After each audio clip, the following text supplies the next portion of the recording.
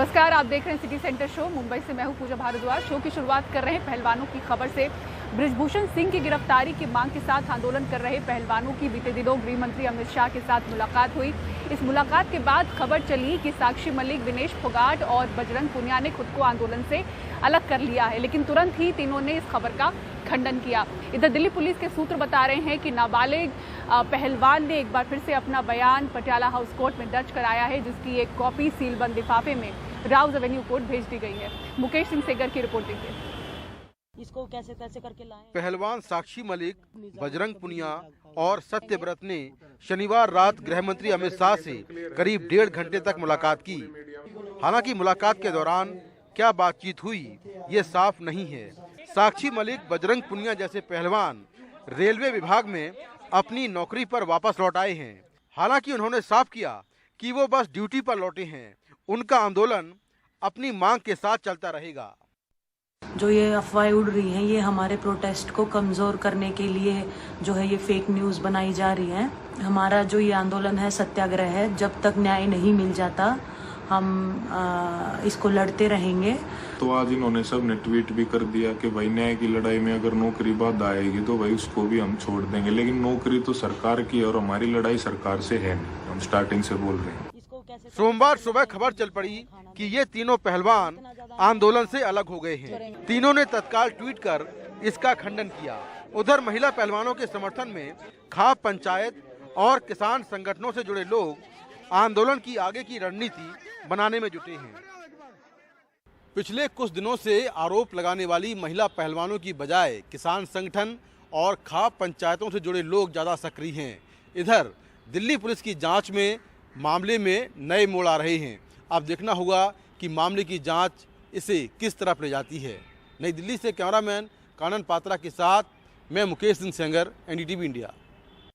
और अब अगली खबर महाराष्ट्र के नांदेड़ जिले से, जहां 24 साल के एक युवक की कथित तौर पर इसलिए हत्या कर दी गई क्योंकि गांव के कुछ लोग बाबा साहेब अम्बेडकर की जयंती मनाने से नाराज थे। 7 लोगों को इस मामले में गिरफ्तार किया गया है। क्या स्थिति वहां पर, सोहित मिश्रा की इस रिपोर्ट में आपको दिखाते हैं। गुरुवार 1 जून को 24 साल के अक्षय भालेराव की उनके ही गांव के कुछ लोगों ने हत्या कर दी। कहा जा रहा है कि आरोपी इस बात से नाराज थे कि अप्रैल महीने में अक्षय ने गांव में बाबा साहेब अम्बेडकर की जयंती मनाई थी। पुलिस को दिए बयान में अक्षय के भाई आकाश ने बताया कि गुरुवार शाम को वो और उसके भाई एक सड़क किनारे खड़े थे। उस वक्त एक गांव वाले की ही शादी का जश्न मनाया जा रहा था। इस दौरान कुछ बाराती हाथ में तलवार लेकर नाच रहे थे। अक्षय और आकाश को देख एक बाराती ने कहा कि इसने गांव में अंबेडकर जयंती मनाई, इसकी हिम्मत कैसे हुई। इसी बात को लेकर तीखी नोकझोंक हुई और दोनों भाइयों पर हमला कर दिया गया। दोनों भाइयों को जमकर पीटा गया और बाद में अक्षय की मौत हो गई। इस पूरे मामले में पुलिस ने अब तक 8 लोगों को गिरफ्तार किया है और मामले की जांच जारी है। एक शादी थी जो सवर्ण समाज के लोगों की थी, मराठा समाज के लोगों की थी। उसमें एक बच्चा कुछ बीच में आया और कुछ बातें उनमें स्कफल हुआ, उनमें झगड़ा हुआ और उसको घायल हो गया। घायल हुआ तो उसको हॉस्पिटल में जाके उसमें मौत हो गई थी। उसके बाद जब पुलिस पहुंची तब उसमें गांव वालों में जो 2 गुट है उसमें झगड़े चल रहे थे। पुलिस जाकर उनको शांत किया और जो भी बच्चा उसमें गुजर गया है उसके रिश्तेदारों की तकरार लेके हमने एफआईआर ली है। पुलिस से मिली जानकारी के अनुसार इस गांव में कई साल बाद इस बार अंबेडकर जयंती का आयोजन किया गया। अक्षय भालेराव की मौत के बाद अब गांव में कई राजनीतिक पार्टियों की ओर से प्रदर्शन किया जा रहा है और साथ ही कड़ी कार्रवाई की मांग हो रही है। यह अत्यंत ही निंदनीय मामला है जो महाराष्ट्र को शोभा नहीं देता है। सरकार को इस मामले की तह तक जाकर कड़ी कार्रवाई करनी चाहिए। महाराष्ट्र राज्य के माननीय मुख्यमंत्री एकनाथ शिंदे साहब से हम मांग करते कि तत्काल ये दलित जो पीड़ित कुटुंब है उनको भेंट दीजिए और जो माननीय उप मुख्यमंत्री देवेंद्र फडणवीस है उनको भी हम मांग करते हैं कि जल्द से जल्द नैतिक जवाबदारी स्वीकार कर आप रिजाइन करो। इस मामले में गिरफ्तार आरोपियों को अब 9 जून तक पुलिस हिरासत में भेजा गया है। गांव के हालात को सामान्य रखने की कोशिश की जा रही है। नांदेड़ से कन्हैया खंडेलवाल के साथ मुंबई से सोहित मिश्रा, एनडीटीवी इंडिया। मुंबई शहर में कैंसर और कोविड से भी ज्यादा घातक बीमारी दिख रही है दिल की बीमारी। हार्ट अटैक से हर रोज मुंबई ने 26 मौतें देखी हैं। आरटीआई से ये खुलासा हुआ है। अब राष्ट्रीय स्तर पर एक कमेटी बनाकर बड़ी स्टडी करने की मांग उठ रही है। देखिए रिपोर्ट। 37 वर्ष के अविनाश वारिंदे को पहली बार अचानक सीने में दर्द उठा। समय रहते मुंबई के लायंस क्लब अस्पताल पहुंचे, जान बच गई। इधर पेन हो रहा था, बैक साइड इधर पूरा हाथ दर्द दे रहा था पूरा। इसलिए फिर मैं डॉक्टर के पास गया। डॉक्टर ने बोला अच्छा हुआ आपने आया इधर, तो ट्रीटमेंट चालू किया। फिर अभी थोड़ा अच्छा लग रहा है, थोड़ा पेन का इंजेक्शन दिया, सलाइन में दिया। अभी एंजियोग्राफी है मेरा, लेके जाएंगे अभी। मुंबईकरों की स्वास्थ्य रिपोर्ट चिंता बढ़ा रही है। आरटीआई एक्टिविस्ट चेतन कोठारी को मिले आरटीआई के एक जवाब में बीएमसी के आंकड़े बताते हैं कि रोजाना हार्ट अटैक से 26 मौतें मुंबई ने देखी हैं। 2022 में सबसे ज्यादा मौतों का कारण रहा हार्ट अटैक, जिससे सबसे ज्यादा 9,470 मौतें हुई। इसके बाद रही कैंसर बीमारी, जिससे 9,145 मौतें हुई। टीबी से 3,281, ब्रेन हैमरेज से 2,304 और कोविड से 1,891 मौतें मुंबई में बीते साल हुई हैं। पर डे 26 हार्ट अटैक सिर्फ खाली मुंबई में होते हैं और हार्ट अटैक से लोग इतने मरते हैं। सेकंड जो है वो कैंसर है। तो ऐसे टोटल मैंने 29 डिजीज़ के नाम साथ में आए थे, तो उन्होंने डिजीज़ वाइज पूरा डेटा दिया हुआ है। तो सबसे ज्यादा मौतें हार्ट अटैक से? हाँ, सबसे ज़्यादा मौतें हार्ट अटैक से हुई है। 2008 से मैंने चालू किया था सबसे ज़्यादा, तभी भी पहले तो कैंसर था मगर उसके बाद तो अभी हार्ट अटैक हम पकड़ा हुआ है। तो हार्ट अटैक से ज़्यादा मुंबई में मौतें हुई है, ये बहुत ज़्यादा है ये। मुंबई के फोर्टिस अस्पताल ने अपने आंकड़ों में पाया कि बीते 2 वर्षों में इमरजेंसी में आने वाले हार्ट अटैक के मरीजों की संख्या में 70% का इजाफा हुआ है। 2019 को अगर 2022 के साथ कंपेयर करते हैं, 2 सालों में ही हम कंपेयर करते हैं, तो हमें पता चला गया है कि हार्ट अटैक के रोगियों में 70% वृद्धि हो चुकी है कोविड के बाद। और एक इंटरेस्टिंग एनालिसिस हमारे सामने ऐसा आ चुका है कि ये इन सब सालों में हार्ट अटैक आने वाले रोगियों का जो कॉमन एज ग्रुप है वो 50 से लेकर 60 तक ही रहा है। बट पिछले 2 साल में, खास करके कोविड के बाद में, जो 40 से लेकर 50 का जो एज ग्रुप रहा है उसमें 33% बढ़ोतरी हो चुकी है। युवा मरीजों में हेवी वेट लिफ्टिंग, खान पान में बदलाव को डॉक्टर हार्ट अटैक का बड़ा कारण मान रहे हैं। मोस्टली आजकल के लाइफस्टाइल की वजह से ये सब चीज़ें हो रही है, जैसे डाइटरी चेंजेस वगैरह है, सीडेंटरी लाइफस्टाइल ये सब के, तो ये सब के वजह से भी न्यू यंग एज में भी ये सब दिख रहा है। अभी आज हमारे पास लास्ट वीक भी एक पेशेंट आया हुआ था जो टीबीडी आया, उसको बाईपास किया 35 ईयर्स के एज में। मुंबई टास्क फोर्स के वरिष्ठ सदस्य डॉक्टर गौतम भंसाली भी बताते हैं कि हार्ट अटैक के युवा मरीज करीब 30% बढ़े हैं। कोविड काल के बाद अचानक बढ़ी एक्सरसाइज की आदत और खान पान में बदलाव सभी में कॉमन फैक्टर दिख रहा है।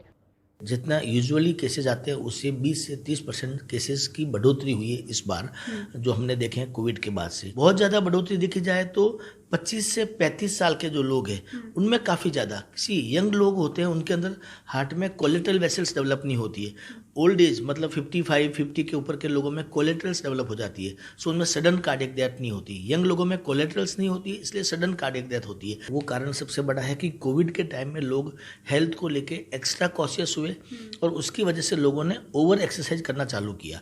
जिम में जाना, डबल एक्सरसाइज करना, जो सही है अच्छा है, लेकिन एक्सरसाइज हमेशा ग्रेजुअली चालू करना चाहिए, धीरे धीरे करना चाहिए। हार्ट अटैक से अचानक हुई मौतों पर अब मुंबई के अलग अलग अस्पतालों ने भी आंकड़े जुटाने शुरू कर दिए हैं। दिल के रोग के विशेषज्ञों और अस्पतालों की अब मांग उठ रही है कि राष्ट्रीय स्तर पर इस पर बड़ी स्टडी हो, एक कमेटी बनाई जाए ताकि इसके नतीजे को देखते हुए लोगों को समय पर जागरूक किया जा सके, क्योंकि मौजूदा वक्त में सबसे घातक बीमारी हार्ट अटैक नजर आ रही है। मुंबई से कैमरा पर्सन अल्ताफ के साथ पूजा Bhardwaj, NDTV India.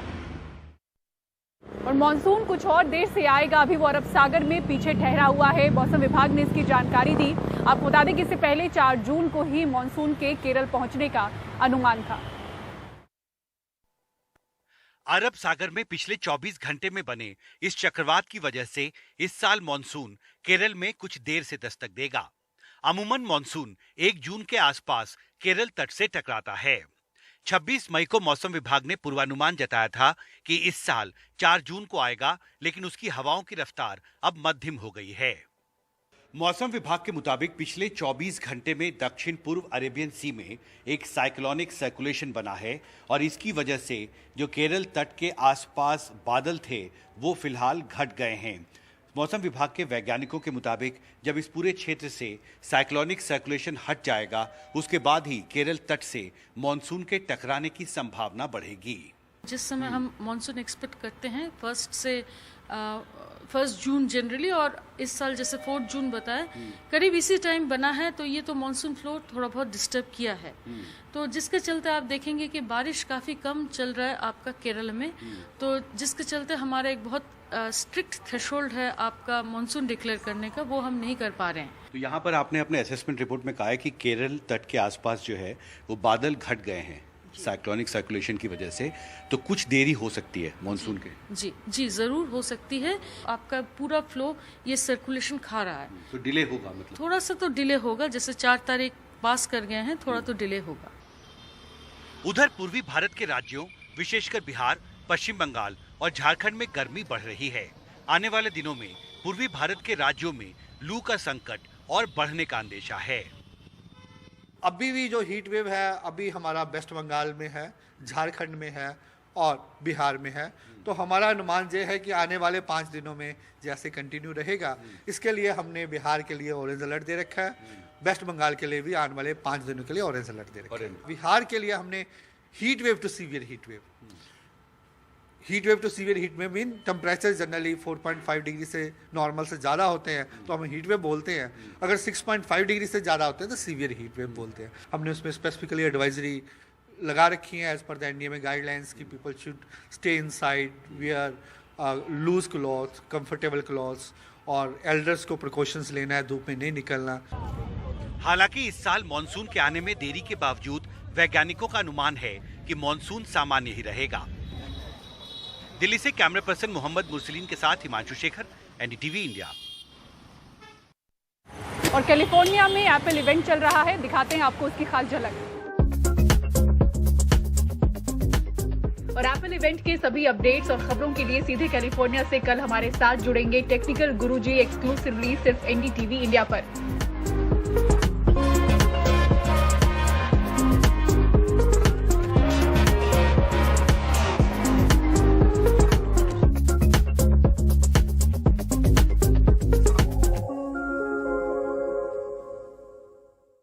Welcome to WWDC, and welcome to Apple Park for this very special day of announcements about our latest technologies and platforms.